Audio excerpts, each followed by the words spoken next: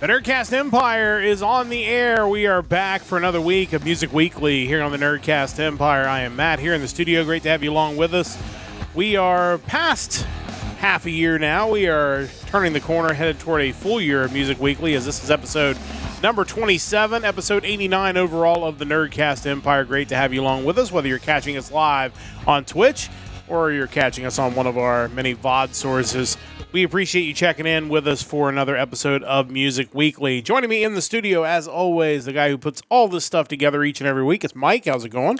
It is going. Another good week. Not as many as far as volume goes in terms of new albums, and we seem to be kind of reaching a lull in new releases, but definitely still enough good stuff out there to keep me tied over. Yeah, it's interesting. Obviously, this is the first August that we have done this show, and I don't know how closely I've been paying attention to music releases throughout the year. It's just if something came out that I was looking forward to, I would know, but otherwise I would not necessarily know. So it's interesting to see that maybe this time of year is just light on music releases, because I know next week when we get to the music of August the 9th, there's a lot of re-releases and reissues coming out. So kind of interesting, maybe just a summertime, kids going back to school, people, getting back to the daily grind, and not really a time to release new albums. So who has time for new music right now? We do, and we're going to give it to you as we do each and every Sunday night. And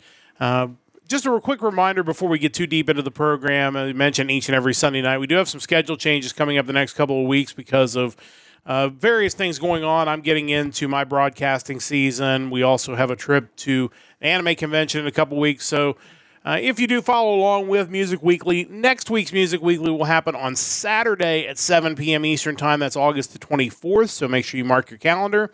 And in 2 weeks, we'll be on Monday, back to Music Mondays, if you will. That will be actually on Labor Day. We'll be with you at 7 o'clock Eastern Time, because we'll be getting back from Columbus, and that'll give us a day to kind of go through the music and not feel like we have to rush the moment we get back. So next week, we're on Saturday. 2 weeks from now, we'll be on Monday. Following week, we should be back on our regular Sunday night schedule, but just a couple of schedule changes the next couple of weeks for you to note. Speaking of notes, let's go through some news and notes in the rock world. And unfortunately, as we had to do with Thursday's podcast when we talked some news on the anime front, we're starting off with some bad news in the music world as well. A couple of legends, I guess you could say, in the rock and metal scene, unfortunately passing away. And I'll go through both of them, then we'll kind of take them one at a time. The news came out that Jack Russell, the longtime Great White vocalist, passed away at the age of 63 earlier this week, suffering from Lewy body dementia. And obviously, any kind of dementia, just awful, and certainly sounded like he had just come off the road touring, so kind of things must have kind of moved along pretty quickly. The other passing, longtime rock star Greg Kihn, who also kind of went into the DJ world after his rock career kind of, I don't want to say wound down, but kind of backed off a little bit, passed away at the age of 75. He was suffering from Alzheimer's disease, so certainly just really terrible to hear that. Let's take Jack Russell first. We talk about Great White, sometimes jokingly, that the satellite radio stations tend to play a lot of Great White, but They really do. But at the same time, we don't want to make that sound as if we diminish the kind of career they had, and certainly the work that he did for Great White, because, I mean, there is a reason they play a lot of Great White. They put out a lot of hit songs. Yeah, they were definitely a great band. It's kind of unfortunate as the years went on. It seemed like he had a falling out with the band. I think he suffered an injury in like 2009 and just never quite got back on the same page with them.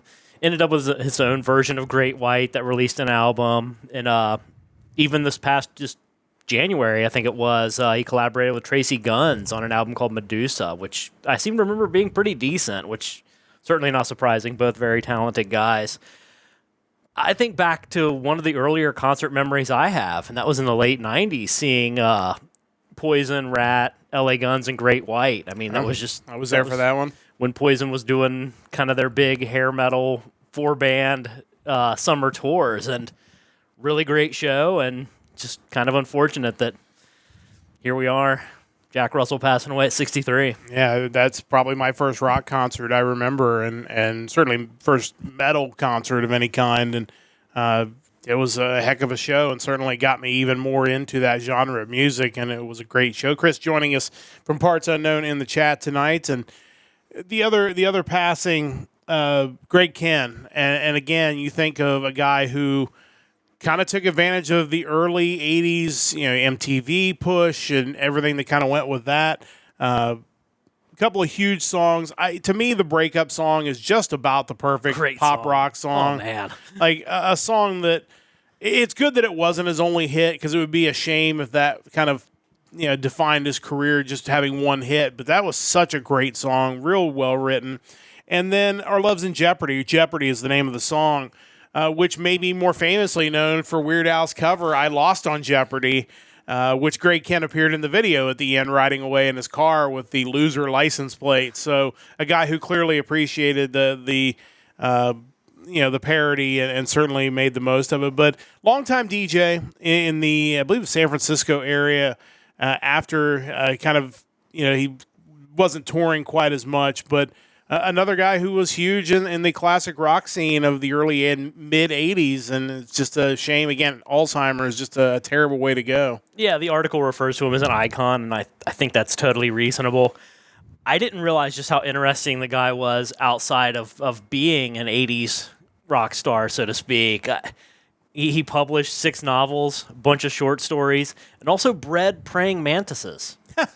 That's so weird. Not something you hear every day. And I guess he did a lot of work with charities, too. And just everyone talked like he was just a tremendous guy. And that's really unfortunate. I guess his first novel was nominated for the Bram Stoker Award for Best First Novel, I assume in the horror category. So that's pretty wild, too. But yeah, another guy who certainly was very instrumental to the rock scene, especially in San Francisco. Certainly tragic news. Certainly our thoughts and prayers and best wishes go to their families, and certainly a difficult time, and certainly both of them suffering very much with diseases that are just brutal, terrible ways to go for sure. We certainly wish them all the best. I would say on a brighter note, I guess it still technically qualifies as a brighter note, although this feels like the local news. Why are all the stories sad? Well, I mean, we could do this, or we could talk about why this band member hates this band member, because that's pretty much where we are. So we've talked a lot about Mr. Big's supposed final tour. Now there's obviously thoughts that maybe they'll continue to do stuff, but Paul Gilbert having 4 of his guitars stolen while on tour in Frankfurt, Germany. Thankfully, Ibanez was able to get him some off-the-rack guitars, which, I mean, it didn't work. I'm sure this was not the intention, but it certainly was a pretty nice advertisement for Ibanez, talking about, I took these off the rack, and they were amazing. They played perfectly. Such high-quality guitars from this company. It's not the fact that Paul Gilbert could probably play a Fisher-Price guitar and make it sound amazing. It has nothing to do with that. But yeah, just kind of crazy to think that these big bands with whatever security they would have, and Frankfurt, Germany, I mean, certainly a major city. You would This is not some small town pub that they're playing in, but kind of wild the story that he had 4 of his guitars stolen. If it's their last tour, I assume somebody just thought he wouldn't need them anymore, so they just ran off with them. I'm kind of curious how that works, honestly, because obviously on Instagram he posted the model names and serial numbers and all the guitars just in hopes that he would have them returned, I assume.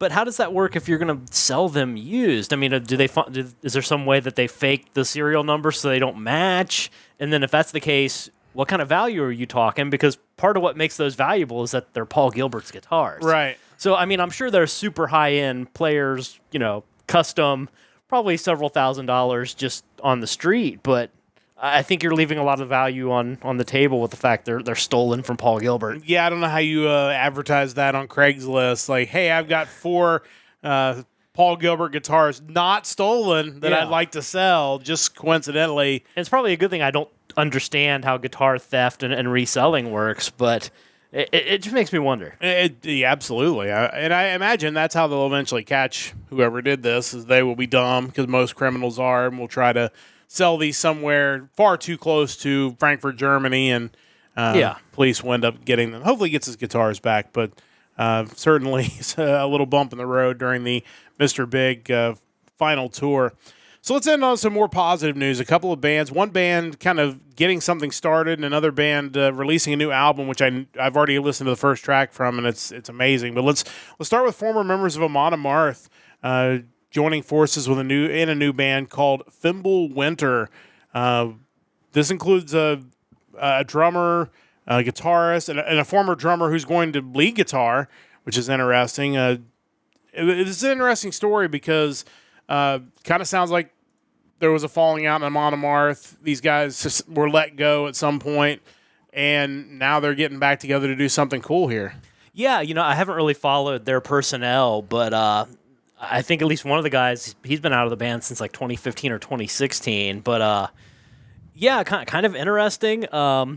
I guess their name, Thimble Winter's a reference to a song that was on their debut EP, on Amon Amarth's debut EP, Okay. Sorrow Through the Nine Worlds, written by one of the individuals that's part of this band. So I guess he had an old demo of that laying around, and kind of they plan on playing a lot of older Amon Amarth stuff that they played together on, as well as I guess they have some unreleased stuff that they had written for Amon Amarth that they plan on now recording and moving on from there. I did see that they plan on having their live debut at the Close Up Baton Cruise in September. You can look that up online and find the poster for who all is going to be there. It looks like the headliner's Tiamat, whom I've heard of. I'm not super familiar with the other bands, but Norwegian death metal and Viking metal isn't necessarily my forte, so that's understandable. But that being said, there's always room for more Viking death metal, so it'll be kind of cool to see what they do. Yeah, definitely looking forward to that. And certainly, On a side note to that, I did kind of want to mention over the weekend the Summer Breeze Festival occurred. The Arte Concert YouTube channel was streaming a lot of the acts, of which Amon Amarth played. So definitely check that out. And check out that YouTube channel, just because they have a lot of live streams from concerts. Just really cool stuff. Yeah, absolutely. You can kill a lot of hours just having that on the background while you're working or whatever it may be, working out. Yeah. Some good stuff there, certainly. Check that out. Amon Amarth, the new former members getting together with a new band. Some kind of legendary members of legendary bands continuing on, I guess. The band is called CWF. It is a supergroup featuring Toto's Joseph Williams, former Chicago vocalist Bill Champlin, and Swedish guitarist producer Peter Fristedt. They're getting together for another album. It's going to be CWF 3, which is coming out in September. The first track of it, Brighter Day, is already available. You can find that on YouTube. And I listened to that, and I already know that there's a good chance I'm going to be picking that album when it shows up on our list in September, because that sounds just like something that Chicago/Toto would have done in the 1980s. My thought was, it sounds exactly how I imagined it would sound. Like there was no surprise, nothing unexpected. It was really good, but exactly what I expected it to be. Through reading the article, I didn't realize Joseph Williams was also the singing voice of adult Simba in The Lion King. I did not know that either. That was pretty funny. Kind of an interesting tidbit there. The song is really cool. Sounds like something that should be on an 80s movie soundtrack with modern bands like Stryker, Nestor, and Floating Worlds. I think that would all mesh together really well. And it turns out CWF does not stand for Championship Wrestling from Florida. Who knew? Although, like I said, probably a lot of overlap. But the one thing you pointed out that's mentioned in the article, that this is coming off the success of CWF 2, which achieved impressive chart positions in Sweden and Japan. So Sweden and Japan both know their music. They know good music, and they show up for it. No question about it. So I'm pretty sure I'm going to really enjoy this. Kind of bummed that I will have to go back and find some of their older stuff now that I know that they're out there. And we'll certainly check out their new stuff when it comes around in September. That's the latest news from the world of rock and metal, which means it's time to get to some new rock this week. Of course, each and every week, Mike will go through many, many sources to pull a list of new albums that are released on a given date. In this case, the date is August the 2nd. And then he will go through and he will pull a song from each of those albums and put them on a playlist. We'll go through the playlist. We'll try to pick a couple of bands that we really like, and we'll recommend them to you. We'll play a little clip as we do each and every week. Again, if you're listening on Twitch or you're watching on YouTube VOD, you're going to get to hear the clips unless they get copyright struck. If you're listening on the podcast version, you're going to want to check out the Twitch version because that will have the clips of the music. But we'll at least tell you about them on the podcast version. So really good stuff. Again, August the 2nd is the date. We'll each pick two new albums from bands to kind of talk about this week. So, Mike, you are up first. What do you got for us? Yeah, like I mentioned, there wasn't as much variety or as far as total choices out there for this week, but still some really good stuff. And the first one I picked happens to be the first EP from a Finnish melodic metal band. The band is called Mourning Wood, Mourning Wood. And the EP is titled Fill Your Grave. I mean, Finnish melodic metal, that's pretty much right up my alley. But you jumped on this one, I think, even before I had gotten into the music. So I've already listened to a little bit of it, and it's really good. But I'm not surprised to see you pick this one. I should mention, first off, kind of like with CWF not being Championship Wrestling from Florida, Mourning Wood with a U is also not in reference to the mini-boss spawn from the game Terraria, even though if you look it up, you tend to run into that a lot. Interesting. Also funny that when you do a Google search for Mourning Wood spelled that way, you still get people asking how to get Mourning Wood, can Mourning Wood go through walls, and how to get Mourning Wood trophy. I don't know what that is, but that second one only happens if you turn the volume way up on this album. Then it will go through all the walls. Yes. Oh man. Anyway, so yeah, with this, it's their first EP. They had a single like a little over a year ago. The band formed in 2021 with Jussi Holopainen on vocals, Eino Akseli Koski on guitars and backing vocals, Lari Lampsa on bass and backing vocals, and Hanna-Leena Lasilla on drums. That first single, Gone at Last, if I had heard it first, I would have drawn some immediate connections. But I didn't. The first track I heard was actually the opener, which was super cool and melodic, but it didn't really make me think anything different. But going to their Bandcamp, like right off the bat, what caught my attention was, let's pull this up real quick here. On their little bio on the side, they mention that they are ambassadors of melancholy. Our music has somber echoes of classic Finnish metal, such as Sentenced. That immediately threw up a huge green flag for me because I'm a huge fan of Sentenced, fan of Poison Black, all the bands associated with them, totally into that. So I knew I had to listen to this whole thing. As I did, going through the first track, I could kind of hear it, but it wasn't until the second track, Last Drop, that I'm like, this sounds like a Sentence song. Like the guitar tones, like the melodies, everything about it just felt that way. And, Sentence as a band ended in 2005. Their singer from 1996 to 2005 had another band, Poison Black, which ran until 2013. So I've kind of had a void in my life of a band that sounds like this. So I'm really excited to hear these guys. It's a 5-track EP. There's really no low points. I'd say listen to the whole thing, especially if you like kind of melodic but melancholic type music. Like it's not the happiest sounding stuff, but it's weirdly bright at the same time. Which, I mean, you can kind of guess when you have songs like Fill Your Grave, Last Drop, Sociopath, Gone at Last, like not necessarily the most hope-inspiring titles. But yeah, I'm really excited to see what these guys do next. The standout tracks, honestly, it's 5 tracks. The whole thing is standout. The song to listen to here is Fill Your Grave. It is the first track, and it's awesome. So yeah, let's check out Mourning Wood, Fill Your Grave off of their 5-song EP. And that is the opening track off of that EP as well as being the title track. So let's check that out now.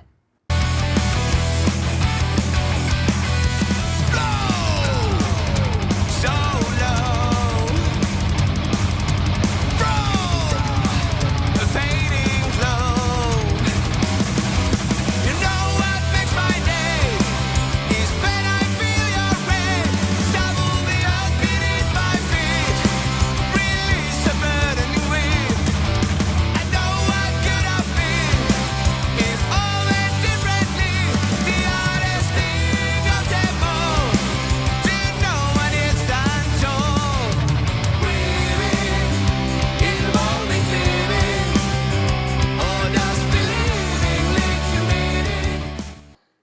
Yeah, we could probably listen to that whole thing if I just keep letting it run. But yeah, I mean, again, when you kind of list those bands, especially like Sentenced, you can hear it in this album, in this EP. And again, Finnish melodic metal, always going to be a fan of mine, a favorite of mine. Great harmonies, great guitars. It's just great stuff. I'm excited to finally sit down and get to listen to all 5 tracks. Yeah, it's not the most Sorry, my fault. It's not the most complex stuff musically. They list their influences on top of sentences: Judas Priest, Ozzy, Billy Idol, and Typo Negative. So there's definitely like a certain pop sensibility to their metal. It's not overly intricate or technical, but it's just really enjoyable to listen to. Yeah, definitely a great choice for pick number 1. Again, an EP from Mourning Wood, Fill Your Grave. And certainly check that one out as Mike's first pick of the week. As always, you have 2 picks. What do you got for pick number 2? Yeah, so for pick number 2, this band kind of stood out first because of their image, but then kind of the way they blend several different metal subgenres. Like there's a lot going on with this group, and it definitely caught my attention. It's the 3rd album from a Swedish modern horror metal band. The band is Mr. Misery, and it's their 3rd album, but it's self-titled, Mr. Misery. There's definitely a lot going on with this band. That track that that was on the playlist was definitely, there was a lot of stuff going on, but it was all really good. Yeah, so it's their 3rd album. First one on AFM Records, having released their first 2 on a Rising Empire. The band consists of Harley Vendetta on vocals and guitar, Alex Nine on guitar, Rizzy on drums, and Alex Allister on bass. Their style, it feels like a black metal band met a glam metal band, and they kind of fused together. That's kind of what they have going on. But as I mentioned, they kind of blend several subgenres. They tout being an innovative, modern, groundbreaking band, and they capture the essence of all subgenres. I don't know how many subgenres there are in totality, so I'm not going to sit here and count all of them, but as you go through it, you have like the first track, Root of All Evils, definitely a new metal sounding song, modern metal sounding chorus, kind of like metalcore-ish at times. The second track, Ursabet, the Countess, kind of felt like a Wednesday 13 song to me.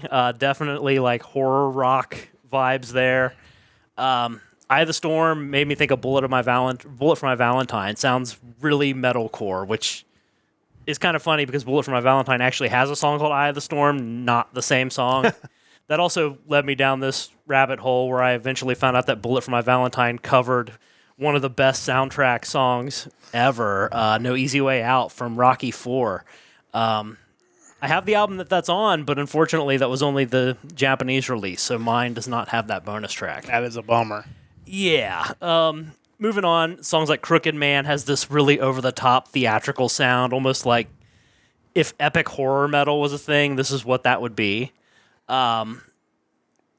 If you check out this album, there's probably going to be something you're into if you're into any style of metal. Like, there's a lot to enjoy here. Standout tracks for me were Root of All Evil, Eye of the Storm, The Doomsday Clock, Crooked Man, Survival of the Sickest, Until the End, and Dark Legacy. And the song I picked out here is Survival of the Sickest.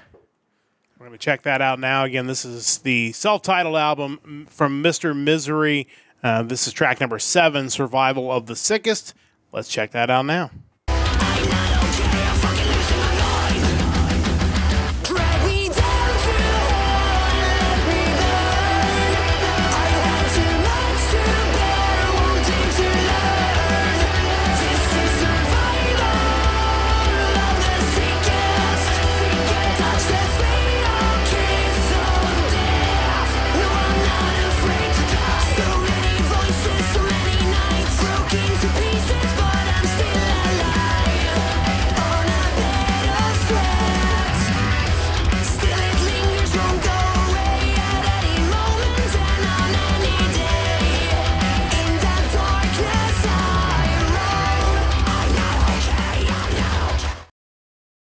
Yeah, it's got a really great sound. I think, again, when you use the mixed vocals where you have somebody kind of screaming and then somebody singing, like, you have to do that well. or it doesn't really work out. It's important if you're going to do both, you've got to really be able to do the screaming parts well and the singing parts well and make them mesh together. And clearly they did that here really well. The music really complements it. And like you said, it's an album that kind of goes in a lot of different directions. So it really does feel like there's something here for everybody, depending on exactly what your flavor of metal is that you like. There's a good chance there's at least one track on this album that kind of falls into that. Yeah, and I think there is like the perfect ratio of harsh and clean vocals, and not enough bands have that figured out exactly. There are tons of times where I'm going through the music, just kind of waiting for clean vocals to pick up, because being a big fan of bands like Trivium, that's what I want. Like, I'm okay with the harsh vocals, but I still really want that clean chorus at the very least, and this band definitely delivers. Yeah, absolutely. Definitely check that out. Again, the self-titled from Mr. Misery, Mike's second pick for this week. I have two picks as well this week, and we're going to start off, as I will get the stuff updated. We're going to start off with a hard rock alternative rock band from New Zealand. Their name is Black Smoke Trigger, and the album is Horizons. They were formed in 2019, but this is their first full-length album. They did have an EP, Set It Off, which was produced by Michael Wagoner, who has produced music for Ozzy Osbourne, Metallica, Skid Row. That reached number 12 on the Billboard Active or Hard Rock album charts. This album was actually mixed by Nick Raskulinecz, who is known for kind of a master mixer in Nashville, has mixed albums for Foo Fighters, Alice in Chains, and Korn. So these guys clearly coming out with a lot of strong backing behind them, which is great, because this album definitely makes you feel like this is a band that really could take off in the rock and metal space. In fact, they had a song on their first EP called In the Undertow that was actually filmed entirely underwater. Again, these guys certainly taking some big chances out there, and it's paying off. They're currently touring right now with Filter and Bruce Dickinson. So, nice. You're doing pretty well if you're on that bill. It's just a great rock album. Not surprising to see this band really taking off, because I think just, like I said, hard rock, alternative rock, whatever you want to call it, they do it so well. In fact, The Way Down, which is one of the standout tracks, already 1.3 million listens on YouTube Music. So they are certainly doing very well, and this album only going to help that, I think. Standout tracks including KMTL, The Way Down, Learn to Crawl. Rather than pick the one that has all the listens, I picked another one, Phantom Pain, as my standout track that we're going to listen to a little bit of. So we'll check that out now. And again, this is Black Smoke Trigger with their album Horizons. This is the first track off of that album, Phantom Pain. Let's check that out now.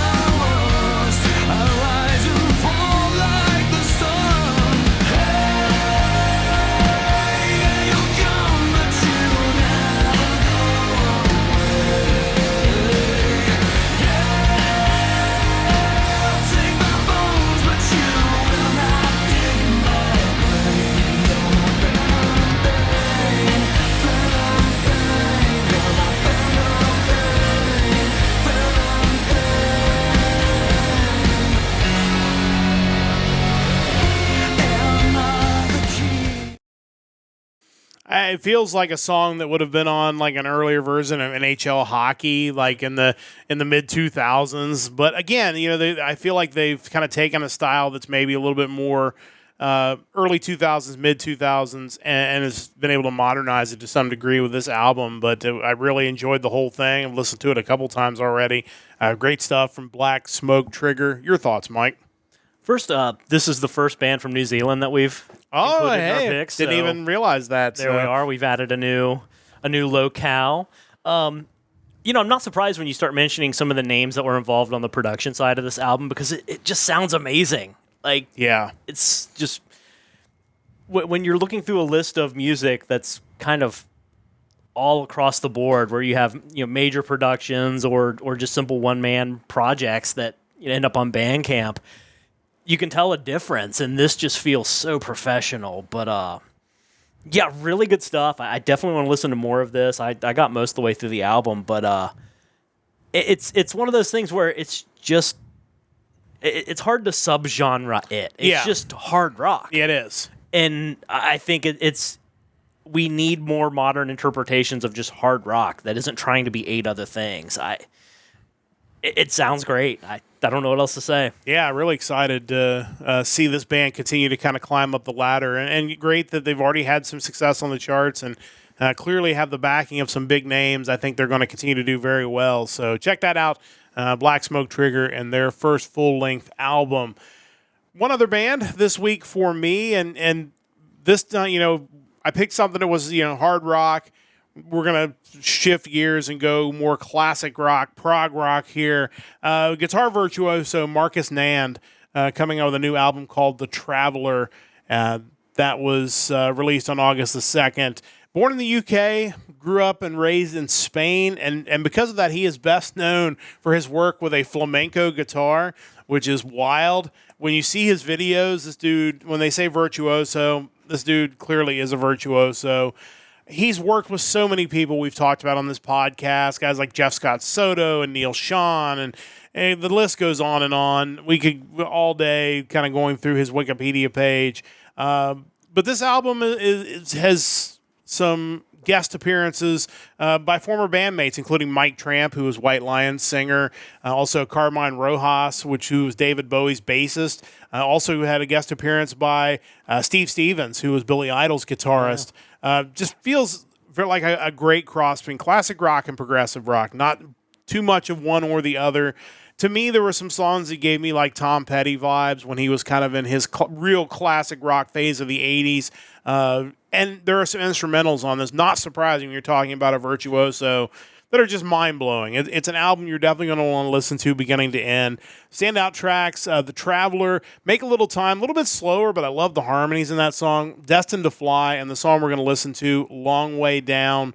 Just really great stuff from Marcus Nand. We're going to check out Long Way Down. It is track number 5 on Marcus Nand's new release, The Traveler. Let's check that out now.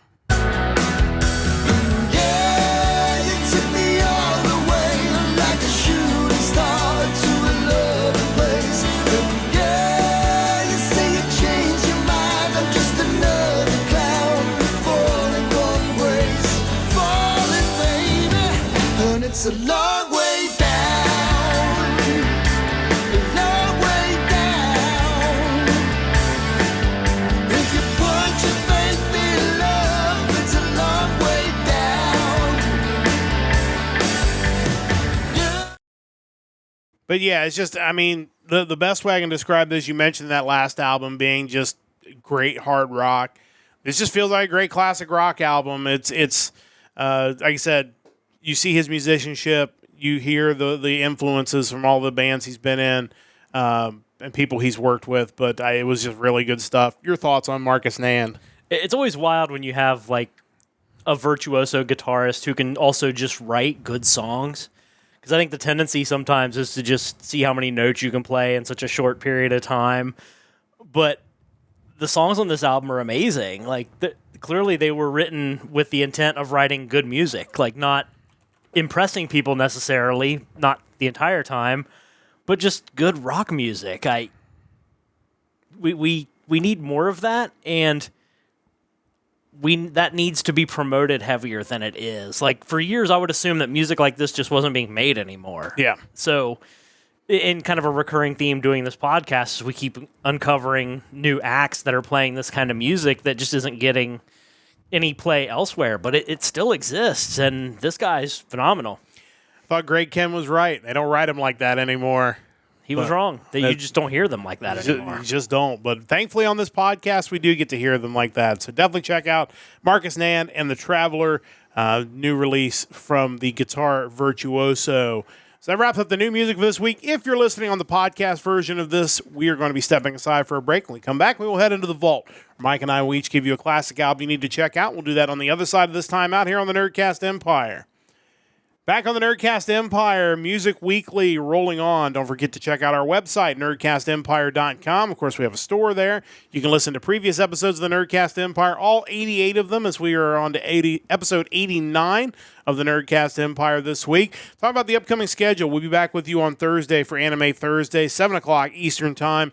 We're going to be bringing you some more music, so if you like music, you're going to be in the right place. Mike and I will each bring you 5 anime songs you need to hear, whether they're opens or ends or insert songs. We'll be bringing those to you once again. The latest installment of our anime music series coming up this Thursday. And then again, Saturday night, 7 o'clock Eastern Time, special Saturday edition of Music Weekly. We'll be on to the music of August the 9th. Again, we'll not be able to do it on Sunday because I'll be doing a couple of soccer broadcasts on ESPN Plus on Sunday, so we'll not be here in the podcast studio. But and then Thursday's Anime Thursday is going to be the last one for a couple of weeks as well because we'll be headed to Columbus the following Thursday for Matsuri-Con. So I will try to keep you updated on the schedule, but the things for this week, Thursday is Anime Thursdays, Saturday for Music Weeklies, the music of August the 9th. It's time to go into the vault where we're going to tell you a couple of classic albums you need to check out. Mike has reached the end of his first round of the vault. I did it. We are to the end of the alphabet today. We are on to Z or Z if you're listening to us overseas.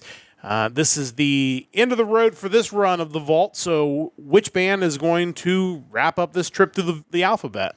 You know, last week when I was on the letter Y, it's like I realized how close to the end of the alphabet I was, but it wasn't really until this week that I'm like, I did it. I've made it through all this. Like, I feel like the progress I made between Y and Z was much greater than the rest of the alphabet.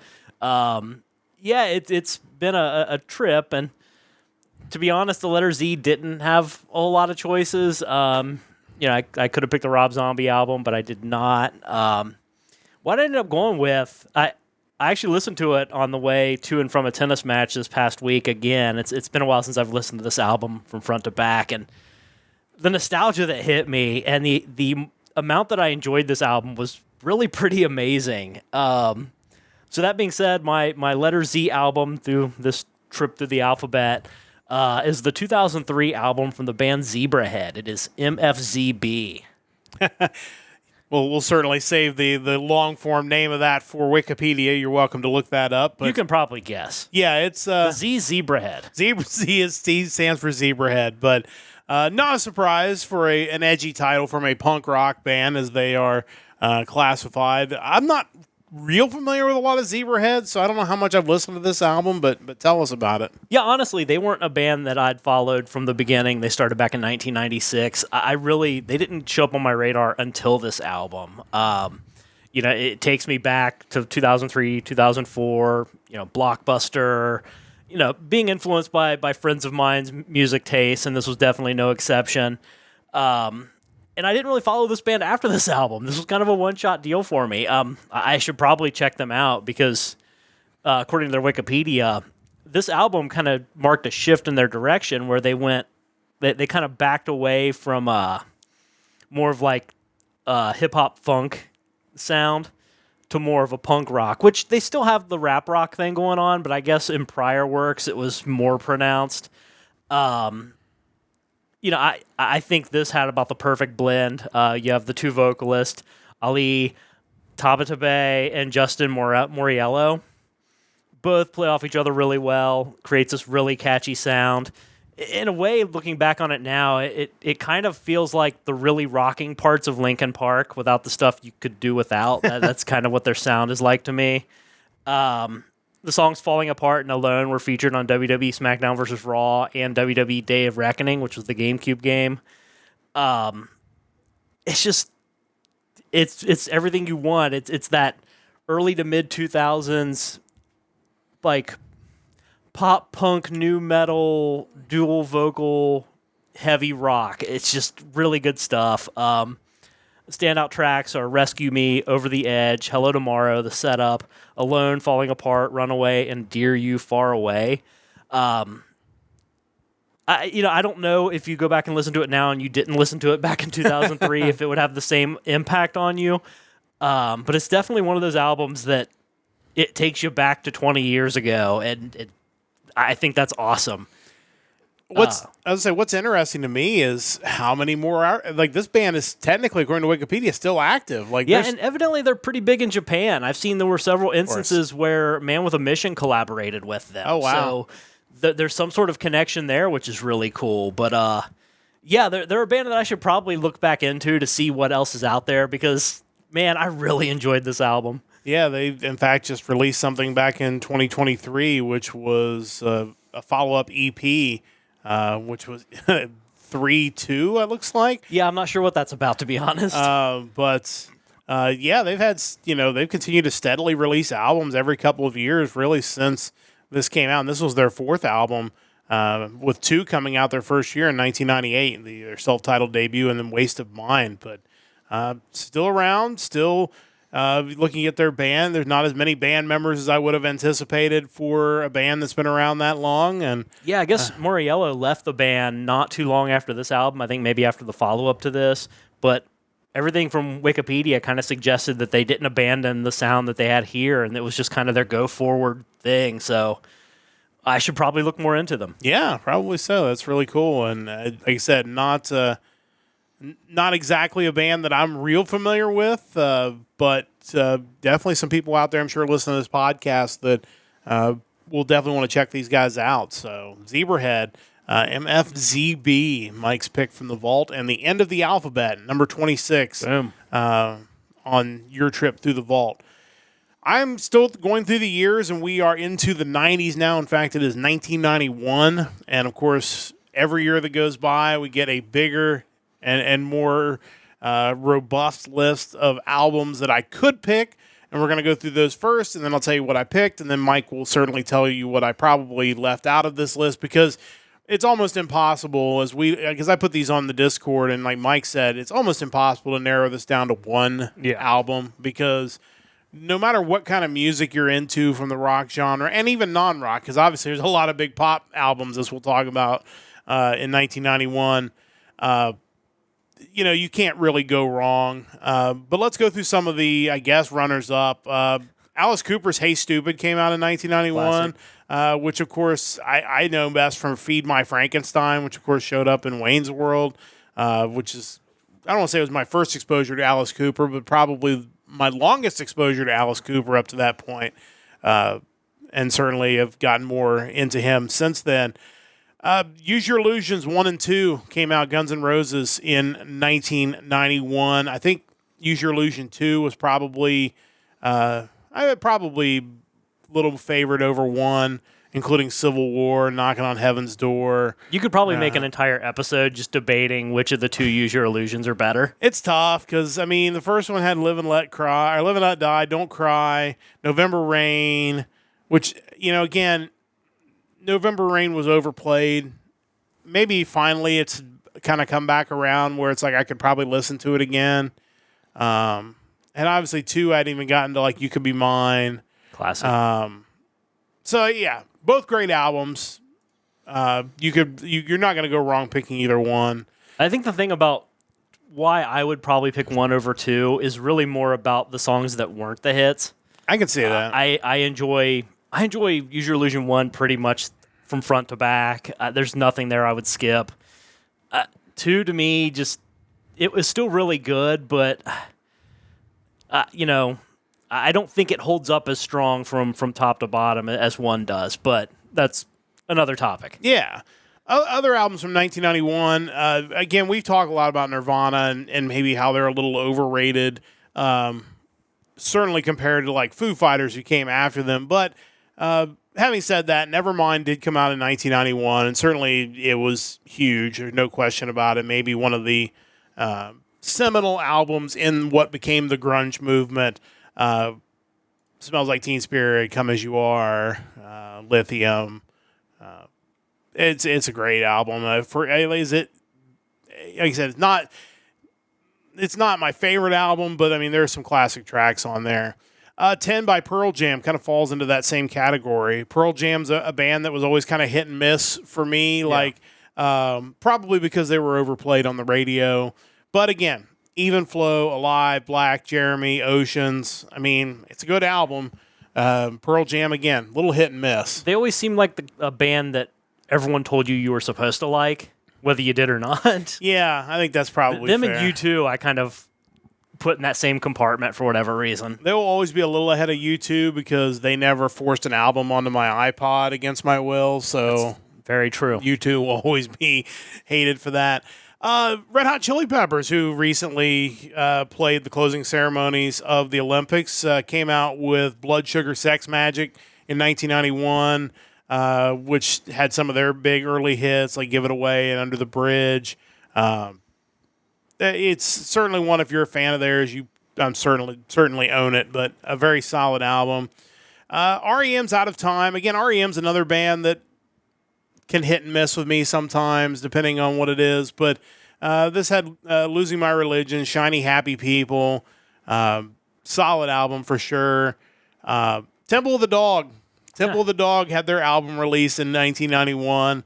Of course, it featured Chris Cornell from Soundgarden.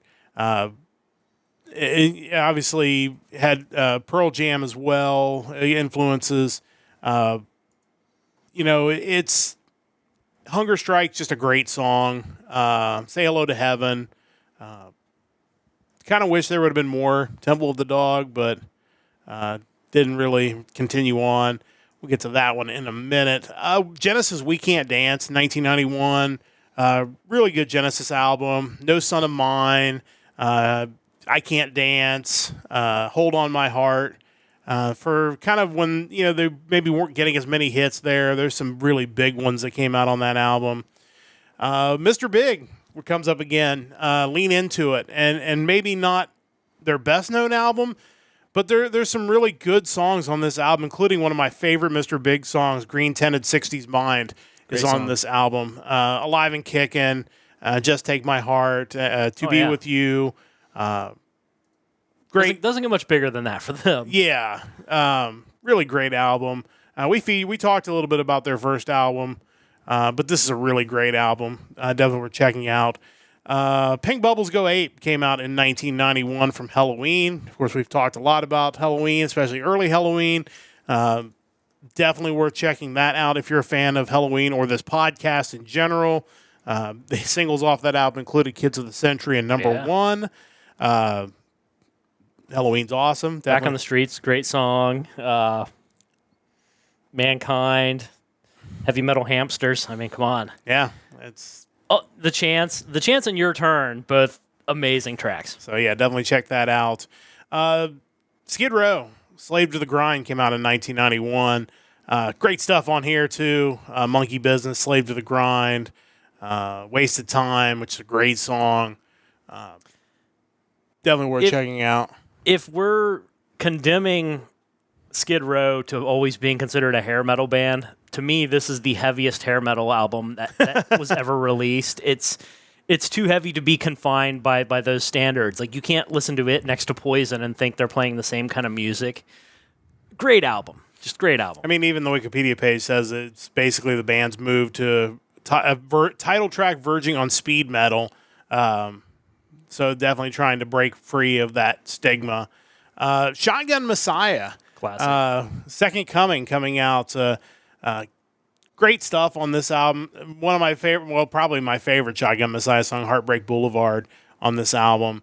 Definitely we're checking these guys out after their self-titled 1989 release. This is their follow-up to that. I forgot how good this album is, just the entire album. I mean, Nobody's Home is great. Sex, Drugs, Rock and Roll. Living Without You. Oh, so good. Yeah. Ride the Storm. Great song. I Want to Know. You and Me. Can't Fool Me. Yeah, just that's. There are other underrated albums from this year, but this is definitely one of them. So obviously that leaves a couple that I pulled, and it would be very easy for me to pick the Metallica Black Album for the pick for 1991. Probably if it's not my favorite Metallica album, it is certainly up there. It's just hit after hit on this album. Enter Sandman, Sad But True, Holier Than Thou, The Unforgiven, Wherever I May Roam, Don't Tread on Me, Through the Never, Nothing Else Matters, Of Wolf and Man, The God That Failed, My Friend of Misery, and The Struggle Within. I mean, it's hit after hit. It's the sellout album, if you will. Like, it was them heading toward whatever they were going to head. Well, being a multi-billion-dollar band is what they were headed toward. But it's amazing. There's no question. It would be really easy for me to pick this one, which is why I didn't, because everybody knows this album. So, I mean, there's really no point in spotlighting it any further. Which left me to my pick for this week. Of course, back on June the 30th, you picked a Saigon Kick album for the Vault. I do that.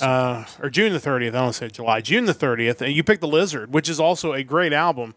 But in 1991, before The Lizard came out in 1992, you got the self-titled debut album from Saigon Kick.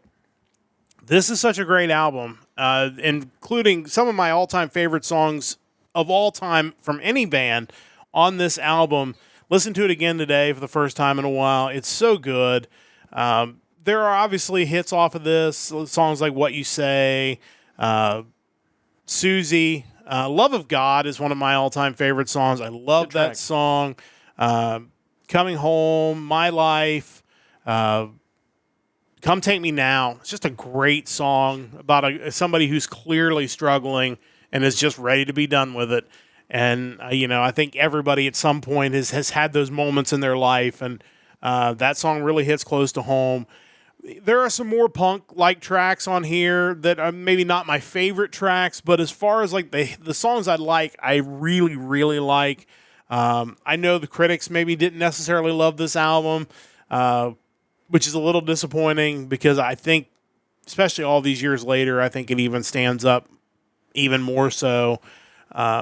It's a shame these guys don't get even more respect than what they do. Talk about just an incredibly talented band that writes amazing songs with a message that doesn't hit you over the head with it, but it kind of delivers it nicely. And I love this album, and it was in the end it was an easy pick. So let's get your thoughts on this one before we talk about what I didn't mention in that list. Yeah, obviously I love Saigon Kick. They're one of my favorite bands. It's interesting when you talk about the critical response and the one reference on the Wikipedia page talking about the band desperately trying to please everyone and obviously failing. I thought that was pretty harsh at first, but then I think like just how polarizing the music industry probably was back then.